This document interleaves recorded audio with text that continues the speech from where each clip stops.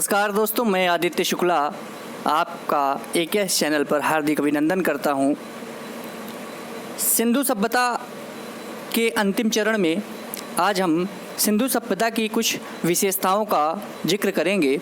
जो फीचर्स थे, features of Sindhu civilisation या कहें हड़प्पा सभ्यता, तो उसकी कुछ विशेषताएं हैं और ये मुख्य परीक्षा के दृष्टिकोण से अत्यंत महत्वपूर्ण तो है ही, और साथ में हर एक प्रत्येक वनडे एग्ज़ाम के लिए इज़ अ वेरी इम्पोर्टेंट। ठीक है, तो ये आज हम पढ़ने वाले हैं। और मित्रों, एक या दो पार्ट आएंगे सिंधु सभ्यता की और मैं इसको अब पूरी तरह समाप्त करके एंशिएंट हिस्ट्री का समापन ही करने के बाद आपको भारतीय भूगोल पढ़ाऊंगा। ठीक है, ज़्यादा नहीं, मैं आपको केवल 2 वीडियोस का समय और दूंगा। ठीक है, या दूसरे शब्दों में कहूँ कि 2 वीडियो का समय आपसे और लूँगा। उसके बाद हम जियोग्राफी को पूरे तन मन से पढ़ेंगे। ठीक है, आज मैंने पिछली वीडियो एक मेरी रही भारतीय अर्थव्यवस्था के संदर्भ में, खासकर मुख्य परीक्षा के दृष्टिकोण से।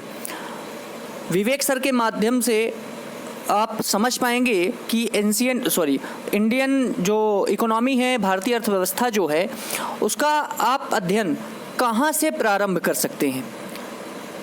विवेक सर हमारे पथ प्रदर्शक मार्गदर्शक की भूमिका हमेशा से अदा करते आए हैं और मेरे साथ साथ आप सभी को भी ये अवसर प्राप्त हुआ है कि विवेक सर के का अनुसरण करें, उनके अनुभव को जानें, क्योंकि मित्रों वो बहुत सारे एग्ज़ाम्स क्लियर कर चुके हैं। वर्तमान में ट्रेजरी ऑफिसर के पद पर वो पदस्थ हैं और क्या बताऊं कितने एग्ज़ाम निकाले हैं। ठीक है, 10 बार उन्होंने PSC क्वालिफाइड की, 10 बार उन्होंने PSC के माध्यम से पद प्राप्त किए। किसी दिन मैं फ्री होकर आपको विवेक सर के बारे में पूर्ण रूप से बताऊंगा। तो निवेदन इतना ही है कि विवेक सर के अनुभव को आप भी जानें, उनके अनुभव क्या बताते हैं अर्थव्यवस्था के क्षेत्र में, उसको आप पढ़ें, उसका अनुसरण करें।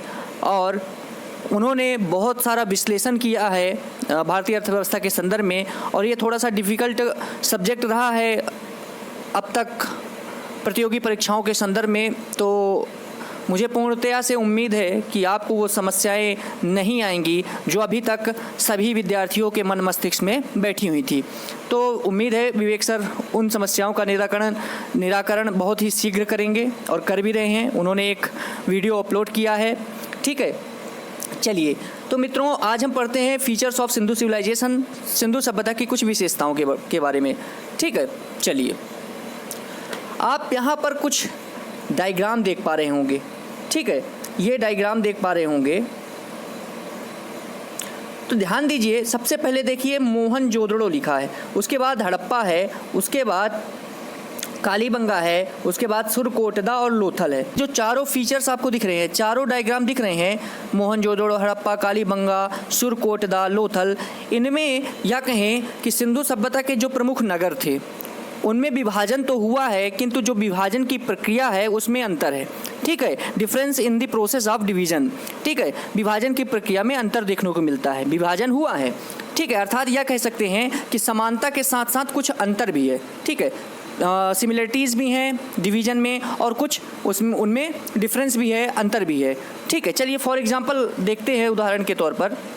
सबसे पहले आप देखिए मोहनजोदड़ो और हड़प्पा, इन दोनों ये दोनों जो नगर हैं हड़प्पा सभ्यता के, सिंधु सभ्यता के, इनको 2 भाग, और ये पश्चिमी टीला है।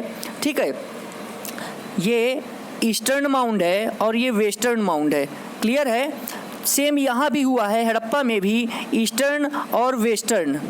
ठीक है, ये 2 टीले बनाए गए हैं। अब खास बात ये है कि इन दोनों क्षेत्रों की जो मुख्य विशेषता है, ठीक है, इसमें क्या है कि इस रीजन को, जो वेस्टर्न माउंड है, पश्चिमी टीला है सिंधु, मोहनजोदड़ो और हड़प्पा का और कालीबंगा का, इनमें इन तीनों में क्या किया गया है कि पश्चिमी टीलों को, वेस्टर्न माउंड को, इस साइड को मिट्टी से पाट कर ऊंचा कर दिया गया है। इस एरिया को मिट्टी से पाट कर ऊंचा कर दिया गया है। तो याद रखिए, ये क्षेत्र स्वयं नीचे हो जाएगा और ये मिट्टी के कारण पाट दिया गया है ये क्षेत्र, तो ये ऊंचा हो जाएगा। ठीक है, और ये नीचे हो जाएगा। ठीक है। तो जो ये ऊंचा किया गया भाग है या टीला है या माउंट है, इसे मित्रों क्या कहा गया है?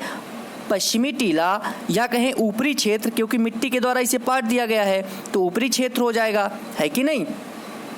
और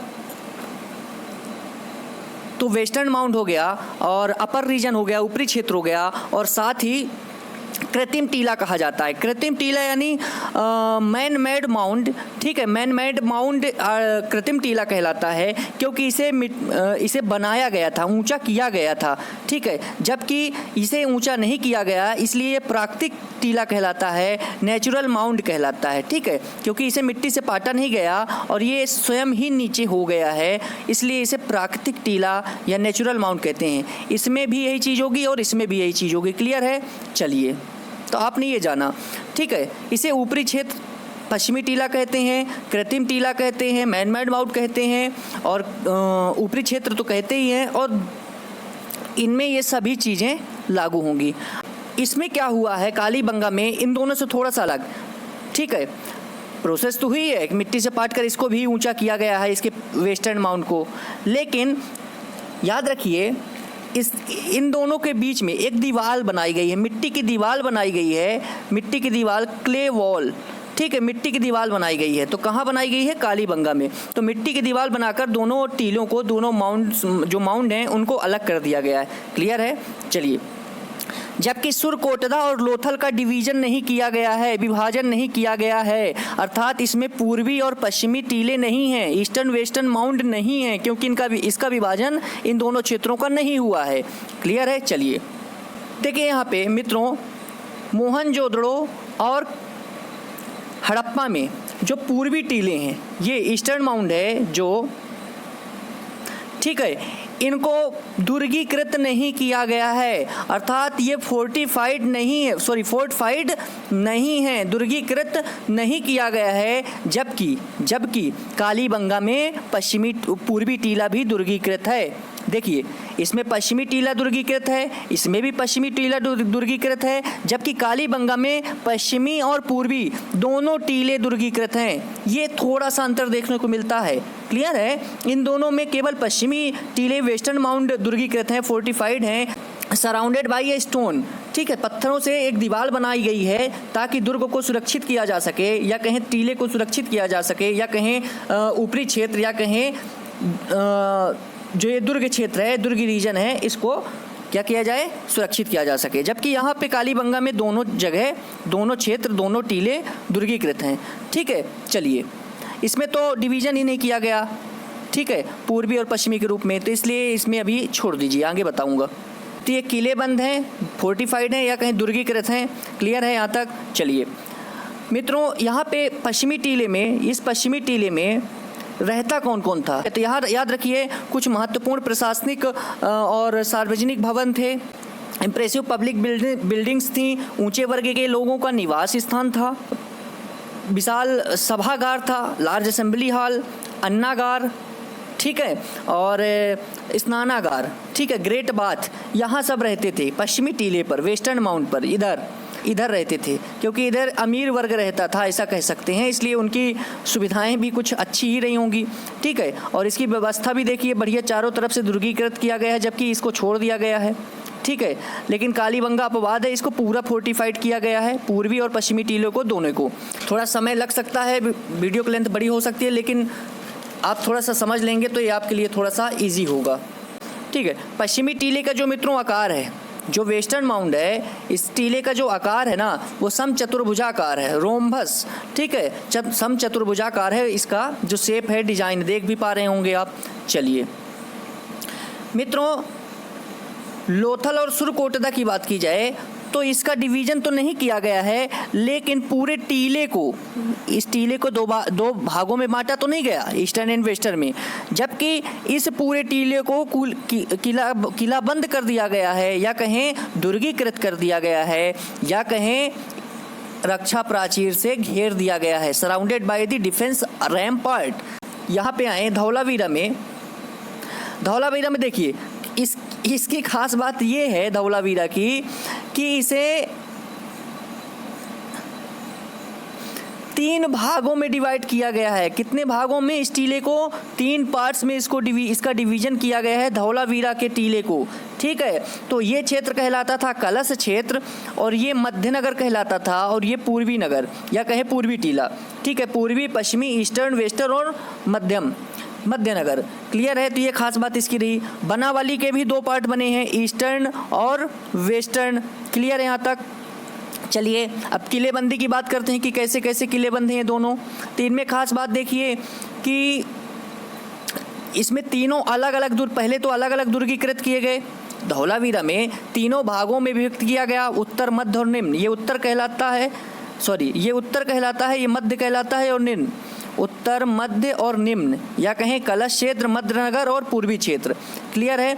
तो अब दुर्गीकृत की बात की जाए यदि, तो धौलावीरा में दोहरा दुर्गीकरण देखने को मिला है। डबल फोर्टिफाइड किया गया है, दोहरा दुर्गीकरण किया गया है। तो सबसे पहले इन्हें अलग अलग दुर्गीकृत किया गया। ठीक है, तीनों क्षेत्रों को अलग अलग पत्थर की 4 दीवारियों में घेरा गया। ठीक है, सुरक्षित करने के लिए। इसके बाद क्या किया गया मित्रों? इसके बाद इसको फिर एक साथ फोर्टिफाइड कर दिया गया है। ठीक है, पहले अलग अलग किया गया, फिर उसके बाद एक साथ दुर्गीकृत कर दिया गया। तो 2 बार इसको दुर्गीकृत किया गया है, या कहें किलाबंद किया गया है, या कहें फोर्टिफाइड किया गया है। क्लियर है यहाँ तक? चलिए, बनावली में कैसे किलाबंदी हुई है देखिए। ठीक, किलाबंदी का अर्थ होता है किसी क्षेत्र को सुरक्षित बनाने के लिए पत्थर की 4 दीवारों में बीच में रहे और सुरक्षित रहे। इसे भी 2 भागों में, जैसा कि मैंने बताया, ईस्टर्न और वेस्टर्न में विभाजित किया गया है। क्लियर है? दोनों भागों को एक ही रक्षा प्राचीर से घेरा गया है। पहले यहाँ पे देखिए, दोनों भागों को एक ही रक्षा प्राचीर से घेरा गया है। ये देखिए डैश डैश वाली लाइन। ठीक है, एक ही दीवार से इसे घेरा गया है, या कहें एक बार ही इसका दुर्गीकरण किया गया है। लेकिन इसकी बनावली की जो विशेषता है ना, वो ये है कि इसके चारों ओर दुर्गीकरण करने के बाद एक खाई बना दी गई है, गहरी खाई बनाई गई है। यहाँ पे खाई बनाई गई है, ये खाई बनाई गई है और दुर्गीकरण भी किया गया है। और ईस्टर्न और वेस्टर्न, ये पूर्वी और पश्चिमी टीला के रूप में इसे क्या किया गया है? विभाजन किया गया है। बनावली को रईसों का शहर, ये आप नोट कर लेंगे अपनी कॉपी पे। हालांकि आगे मिलेगा, मैं सब कुछ लिख चुका हूँ, ओरली समझाने का प्रयास कर रहा हूँ। तो बनावली को रईसों या कहें समृद्ध लोगों का नगर कहा गया है, सिटी ऑफ रूइंस या कहें सिटी ऑफ रिच पीपल। ठीक है, रईसों और समृद्ध लोगों का नगर बनावली को कहा गया है। आई होप यहाँ तक क्लियर हुआ होगा। मित्रों, चहुंदड़ों के बारे में खास बात ये है इसके बारे में कि ये एकमात्र नगर है, सिंधु सभ्यता का एकमात्र नगर है जो दुर्गीकृत नहीं है। और एग्जाम में उठा लिया जाता है प्रश्न। ठीक है, कौन सा दुर्गीकृत है, कौन सा नहीं है, कहाँ पे नालियाँ हैं, कहाँ पे नहीं है, ये याद रखना होगा आपको। चलिए आगे देखते हैं। सिंधु सिविलाइजेशन के जो नगर थे ना मित्रों, शतरंज की विसात की तरह व्यवस्थित थे। ये पूछा जाता है कैसे व्यवस्थित थे, ये आपको अब एक्सप्लेनेशन यहाँ पे मिल जाएगा, आप पढ़ सकते हैं, नोट्स में अपने लिख सकते हैं, मैंने एक्सप्लेन कर दिया है। मित्रों, इस सभ्यता के नगर जो थे ये शतरंज की विसात की तरह थे, याद रखिएगा। पूछा जाता है कि अरेंज लाइक अ चेस विसेट। क्लियर है? चलिए अब सड़क निर्माण देख लेते हैं। ठीक है, आपने टीले का निर्माण देखा कि टीले का कैसे विभाजन किया गया है। अब बात करूंगा मैं सड़क के विभाजन की, सड़क निर्माण की, रोड कंस्ट्रक्शन की। जो सड़कें होती थी मित्रों, ये सामान्यतः कच्ची सड़कें होती थी। ये बोल सकते हैं क्रूड रोड या डर्ट रोड होती थी, कच्ची सड़क होती थी, पक्की नहीं होती थी। लेकिन अपवाद है कालीबंगा और मोहनजोदड़ो। ठीक है, मोस्टली कालीबंगा याद रखिएगा। यहाँ पर जो सड़कें पाई गई हैं वो पक्की पाई गई हैं। और सड़कों की जो चौड़ाई होती थी, ब्रिथ, वो 9 मीटर देखने को मिली है समानता। लेकिन मोहनजोदड़ो में 11 मीटर मिली है, पक्की भी मिली है और चौड़ाई भी ज़्यादा मिली है, 11 मीटर मिली है। हिंदू सभ्यता की जो सड़कें थी ये परस्पर समकोण पर काटती थी। ठीक है, ये ऐसे या कहें ऑक्सफोर्ड सर्कस की तरह देखने को मिली हैं। क्लियर है? चलिए थोड़ा सा और आगे देखिए, ये कैसे शतरंज की तरह यहाँ पे व्यवस्थित है नगर। ठीक है, आई होप आपको थोड़ा सा समझ में आ रहा होगा, मैप के थ्रू मैं बताऊंगा। देखिए यहाँ पे जो घर बने मिल रहे हैं, ये जो घर होते थे, मकान होते थे, प्रायः 2 मंजिल के होते थे। ठीक, 2 स्टोरी बिल्डिंग होते थे और घरों और घर बनाने में या कहीं मकान बनाने में जो ईंटों का प्रयोग किया गया है वो कैसी ईंटें थी? पक्की ईंटें प्रयोग में लाई गई हैं, पक्की ईंटें प्रयोग में लाई गई हैं, या कहें बर्न ब्रिक्स या कहें कंक्रीट ब्रिक्स। मित्रों, चहुंदड़ो एक ऐसा नगर है, हालांकि आप जानते हैं कि ये एकमात्र नगर है जिसको दुर्गीकृत नहीं किया गया है, फोर्टिफाइड नहीं किया गया है। तो चहुंदड़ो के बारे में याद रखिए, यहाँ पे जो ईंटें पाई गई हैं घर में मकान में वो वक्राकार पाई गई हैं। कैसे पाई गई हैं? कर्वी फॉर्म पाई गई हैं, ठीक है, वक्राकार पाई गई हैं। और एक अपवाद है कि कालीबंगा में के जो घर बने थे, कालीबंगा में जो मकान पाए गए हैं उन मकान में जो ईंटें प्रयोग में लाई गई हैं वो कच्ची ईंटें थी, ठीक है। ईंटों का प्रयोग सामान्यतः पक्की होती थी, लेकिन कालीबंगा में कच्ची ईंटें पाई गई हैं, ठीक है। जो सड़कें होती थी वो सामान्यतः कच्ची होती थी, लेकिन कालीबंगा में जो सड़कें पाई गई वो पक्की पाई गई, जबकि घर और मकान में जो ईंटें होती थी पक्की होती थी, लेकिन कालीबंगा में कच्ची पाई गई हैं। अपवाद तो हमेशा याद ही रखना है, जो अपवाद हैं वो आपको याद रखना होगा, क्योंकि अपवादों से प्रयोग पूछा जाता है कि कौन से नगर से, सिंधु सभ्यता के किस नगर में पक्की ईंटों का प्रयोग किया गया है, या पक्की सड़कें देखने को मिली हैं, कच्ची सड़कें देखने को मिली हैं। मित्रों, ये जो घर आपको दिख रहे हैं ये घर हैं। तो ये जो घर हैं, घरों के जो फर्श होते थे, जो फ्लोर होते थे, वो प्रायः कच्चे होते थे। कैसे होते थे? कच्चे होते थे, ठीक है, रॉ फ्लोर कह सकते हैं, ठीक है, कच्ची होते थे फर्श।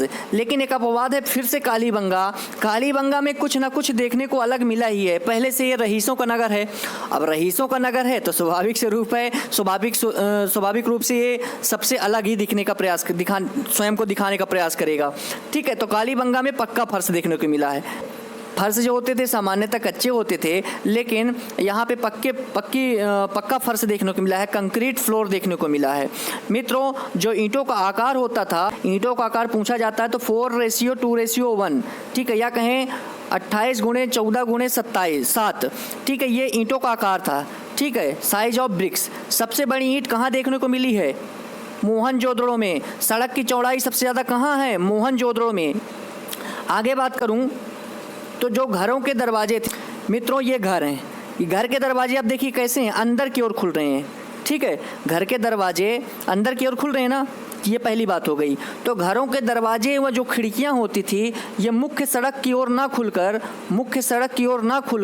गलियों की ओर खुलती थी, ठीक है, स्ट्रीट की ओर ना ओपन होकर ये लेन की ओर खुलती थी, ओपन होती थी। ये खास बात है, हमेशा याद रखिएगा। ये मुख्य सड़क है, आप देख रहे हैं क्या इधर बना है? क्या दरवाज़ा नहीं बना ना, बना तो इधर है, ये इस साइड, ये गली है, ठीक है, ये मुख्य सड़क है, ठीक है। तो इधर कहीं नहीं खुल रही हैं, जबकि दो गलियों की ओर खुल रहे हैं दरवाजे और खिड़कियां, ये याद रखिएगा, ठीक है। और दरवाजे हमेशा घर के अंदर की ओर खुलते थे और फेस उनका होता था गलियों की ओर, लेन की। लोथल में जो घरों के खिड़की और दरवाजे होते थे वो मुख्य सड़क की ओर खुलते थे। मतलब ये मान लीजिए लोथल है, ठीक है, ये मान लेते हैं यदि लोथल है और इसका दरवाज़ा ऐसे था, ये, ठीक है, तो ये मुख्य सड़क है, तो मुख्य सड़क की ओर खुलते थे। लोथल एक अपवाद है स्पर्शन से, ठीक है, स्पर्शन अर्थात अपवाद है, ठीक है। एकमात्र ऐसा नगर है लोथल जिसके घरों के दरवाजे और खिड़कियां गलियों की ओर नहीं खुलते थे, वो कहाँ खुलते थे? मुख्य सड़क की ओर, ठीक है। चलिए नालियों की बात कर लूँ, आइए नालियों की बात करते हैं। मित्रों, जो ड्रेन्स थी या गटर्स थी, नालियाँ थी, और सड़कों के किनारे ग्रिड पद्धति, जाल पद्धति या कहें ग्रिड सिस्टम पर आधारित थी। कैसी नालियाँ थी? ग्रिड पद्धति या कहें जाल पद्धति, ग्रिड सिस्टम पर आधारित थी, ठीक है। नालियों में जो ईंटें प्रयोग होती थी मित्रों, वो सामान्यतः जनरली कच्ची ईंटें होती थी। आगे सब आपको लिखा मिलेगा, समझाने का प्रयास कर रहा हूँ मैप के थ्रू। तो कच्ची ईंटें होती थी प्रयोग में, ठीक है, रॉ ब्रिक्स। लेकिन अपवाद हैं, देखिए अपवाद में आगे देखेंगे, पहले आप देख लीजिए नालियाँ बनी कैसे हैं। देखिए ये गली है, ये मान लीजिए मेन मुख्य रोड है, मुख्य सड़क है, ठीक है, ये मुख्य सड़क है। तो ये गलियों के बगल में नाली बनी होती थी, घरों के पानी नाली में जाता था, इधर भी, मतलब चारों तरफ, यहाँ भी, ठीक है। और ये इन नालियों के सहारे जो सड़क मेन मुख्य सड़क की, उसके मुख्य सड़क के किनारे बड़े नाले बने थे। कैसे नाले थे? बड़े नाले थे। यहाँ पे ये आपको दिख रहे होंगे, ये सड़क के किनारे बने थे, ठीक है। तो ये छोटी छोटी नालियाँ क्या करती थी? घरों का पानी ले जाकर मुख्य नाले पर छोड़ देती थी, ठीक है। और मुख्य नाले पर मित्रों मेन हौज बना था या कहें सोख्ता बना था, ठीक है। और यहाँ से आप अनुमान लगा सकते हैं कि घरों का दूषित पानी नदियों पर ना जाए, इसकी कितनी शानदार व्यवस्था कर रखा था इस सभ्यता के लोगों ने, ठीक है। तो नालियों पर सोख्ता बना था, मेन हौज बना था और साफ़ सफाई के लिए यहाँ से काम किया जाता था। तो ये बात हो गई, नालियों की व्यवस्था हो गई, सड़क की व्यवस्था आपने देखे, घरों के खिड़की और दरवाजे भी देख लिए। आइए, तो नालियाँ आपने जाना कि ग्रिड पद्धति पर आधारित थी और रॉ ब्रिक्स प्रयोग में लाई जाती थी, ठीक है। लेकिन कालीबंगा में पक्की ईंटें देखने को मिली हैं। कालीबंगा जो रईसों का शहर है ना मित्रों, ये कहीं ना कहीं अपने आप में अलग दिखाने का प्रयास कर रहा है और आप देखते रहिए इसे, ठीक है। तो पक्की ईंटें कालीबंगा में देखने को मिली हैं। लोथल में सीढ़ीदार नालियाँ देखने को मिली हैं। कैसी नालियाँ हैं? टेरेस ड्रेन्स हैं या कहें सीढ़ीदार नालियाँ देखने को मिली हैं, ठीक है। आप आइए थोड़ा सा हड़प्पा के बारे में विशेष बात करता हूँ मित्रों। हड़प्पा के बारे में देखिए, जो पूर्वी टीला था, ईस्टर्न माउंट था। पूर्वी टीला कहाँ का? हड़प्पा का जो ईस्टर्न माउंट था या कहें आवास क्षेत्र था। पूर्वी टीले को ही आवास क्षेत्र कहा जाता है। क्या कहा जाता है? आवास क्षेत्र या निचला क्षेत्र, लोअर रीजन या नगर क्षेत्र, ठीक है, टाउन माउंट, ठीक है। इसके दक्षिण में, हड़प्पा के दक्षिण में, हड़प्पा के पूर्वी टीले के दक्षिण में एक कब्रिस्तान था, ग्रेवयार्ड था। इसका जो पूर्वी टीला है, जो ईस्टर्न माउंट है, रेसिडेंशियल एरिया कहलाता था, आवास क्षेत्र कहलाता था। याद रखिए, पूर्वी टीला क्या था? आवास क्षेत्र था। पश्चिमी टीला नगर क्षेत्र कहलाता था, ठीक है। आवास क्षेत्र अर्थात रेसिडेंशियल रीजन।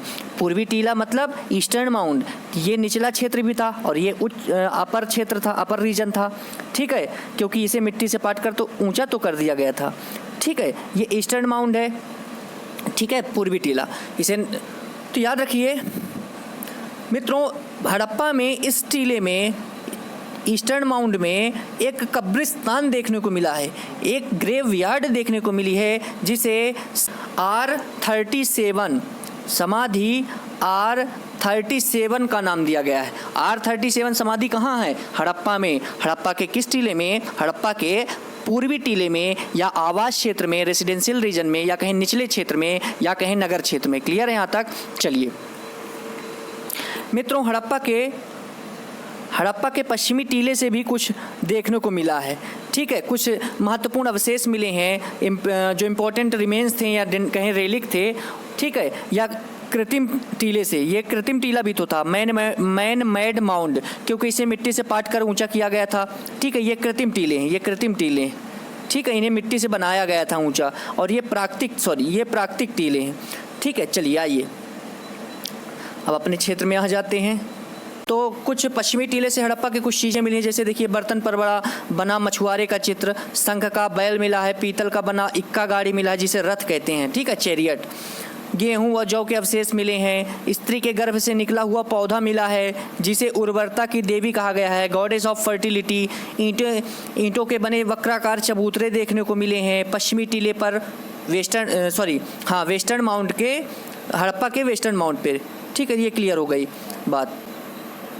स्नानागार की बात करता हूँ। ग्रेट बाथ जो है ये मोहनजोदड़ो में पाया गया है और इसकी जो खोज की है जॉन मार्शल भैया ने की है, ठीक है। फर्श जो थी इस स्नानागार की वो पक्की ईंटों की बनी हुई थी, ठीक है। इसकी लंबाई जो है 55 मीटर है, ठीक है, नॉर्थ और साउथ से ऐसे, और 33 मीटर कैसी है, ईस्ट और वेस्ट, ठीक है। लेकिन जो वास्तव में स्नान कुंड बना था, जैसे मान लीजिए ये हो गई उत्तर और दक्षिण, ठीक है। ये लंबाई 33 मीटर थी, नॉर्थ और 55 मीटर थी, और ऐसे कैसी कितनी थी, 33 मीटर, ईस्ट और वेस्ट। लेकिन जो इसके अंदर स्नान कुंड बना है नहाने के लिए, तो मान लीजिए दीवार है, ये स्नान कुंड इसके अंदर था, ये तो इसकी जो लंबाई थी ये पूछा जाता है, याद रखिएगा, ठीक है। इसकी लंबाई 11.8 मीटर, जो ब्रेड्थ थी वो 7.01 मीटर और जो डेप्थ थी, गहराई थी, वो 2.43 मीटर थी। ठीक है। जो सीढ़ियाँ बनी हुई थी, यहाँ बनी हुई थी, जो सीढ़ियाँ थी मित्रों वो उत्तर से दक्षिण बनी हुई थी, मतलब इस डायरेक्शन में उत्तर से दक्षिण बनी हुई थी। ठीक है। और इसके चारों ओर विटामिन्स का लेप किया गया था। जो ये स्नानागार है, इसके चारों ओर विटामिन्स का लेप किया गया था ताकि पानी का क्षरण ना हो, पानी का रिसाव ना हो। ठीक है। To prevent water erosion. ठीक है। तो विटामिन्स की कोटिंग की गई थी या लेप किया गया था। मार्शल जी ने इस स्नानागार को, इस ग्रेट बाथ को क्या कहा? तत्कालीन विश्व का एक आश्चर्यजनक कहा है मार्शल जी ने, ये याद रखिएगा। ठीक है। इसके चारों ओर कपड़े बदलने के हेतु कमरे बने हुए थे। ठीक है। पास में ही पुरोहितावास बना था जिसमें पुरोहित लोग रहते थे और ये 2 मंजिल होते थे। ठीक है। 2 स्टोरी बिल्डिंग थी। और कहा जाता है कि ये जो स्नानागार है ये धार्मिक कर्मकांडों से संबंधित रहा, या कहें धार्मिक अनुष्ठानों से संबंधित जो स्नान किए जाते थे पुरोहितों के द्वारा, उसके लिए बनवाया गया था। ठीक है। अब आइए अन्नागार पर देखते हैं। सिंधु सभ्यता में पक्की ईंटों से बनी, ये पक्की ईंटों, नाम देखिएगा, पक्की ईंटों से निर्मित सबसे बड़ी जो इमारत पाई गई है वो डॉक यार्ड है, या कहें गोदीवाड़ा है, जो कि लोथल में पाया गया है। सिंधु सभ्यता में पक्की ईंटों से, बर्नविक या कहें कंक्रीट ब्रिक्स से बनी सबसे बड़ी जो बिल्डिंग है वो डॉक यार्ड है, गोदीवाड़ा है, जो कि लोथल में पाया गया। जबकि अगर आपसे पूछे मोहनजोदड़ो की सबसे बड़ी जो इमारत पाई गई, जो बिल्डिंग पाई गई, वो क्या है? वो विशाल अन्नागार है। ठीक है। ग्रेट ग्रेनरी है, जिसकी जो साइज आप देख सकते हैं 45 इंटू 15 मीटर स्क्वायर है। और ये मोहनजोदड़ो के पश्चिमी क्षेत्र में, या कहें पश्चिमी टीले पर, या कहें वेस्टर्न माउंट पर पाया गया ये स्नानागार, यहाँ पाया गया है। ठीक है। ये जो कृत्रिम टीला था, जो मैन मेड माउंट था, जिसे मिट्टी से पाटकर ऊंचा किया गया था। क्लियर है यहाँ तक? चलिए आगे देखिए मित्रों, एक सभागार भी मिला है। सभागार के बारे में 2 ही चीज़ें जानी हैं कि इसकी खोज मैके ने की और ये 20 स्तंभों पर बना था। जो असेंबली हॉल था मित्रों, वो 20 कॉलम पर खड़ा हुआ था, यानी बना हुआ था, और इसकी खोज मैके ने की। तो मित्रों ये रहा सिंधु सिविलाइजेशन की विशेषताएं, जो महत्वपूर्ण इंपॉर्टेंट फीचर्स थी। अब हम अगले पार्ट पर बात करेंगे। हड़प्पा सभ्यता, हड़प्पा क्षेत्र में क्या मिला, मोहनजोदड़ो में क्या क्या मिला, जो कि पूछा जाता है कि शंख का बना बैल कहाँ मिला। ठीक है। और तांबे का बैल कहाँ मिला, ये सारी चीज़ें पूछ ली जाती हैं। तो लोथल, बनावली, काली चूड़ियाँ किसे कहा गया, मुर्दों का टीला किसे कहा गया, ये सब एक और पार्ट आएगा, वो अंतिम पार्ट होगा एंशिएंट हिस्ट्री का। तो मिलते हैं अगले पार्ट पर, तब तक के लिए धन्यवाद और जय हिंद।